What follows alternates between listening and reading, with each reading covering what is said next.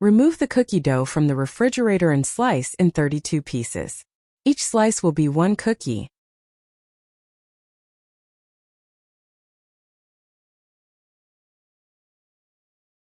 To form the cookies, take 1 slice of cookie dough and place 1 chocolate ganache piece in the middle with the flat side up. Then, bring the dough towards the center with your fingers until you cover the chocolate completely.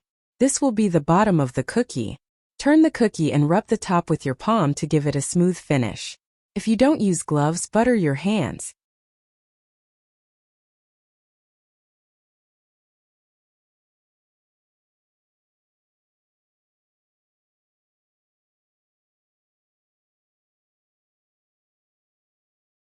Place the cookies on parchment paper on a cookie tray. Bake for 14 to 16 minutes in the oven at 350 degrees Fahrenheit or 180 degrees Celsius. Then enjoy.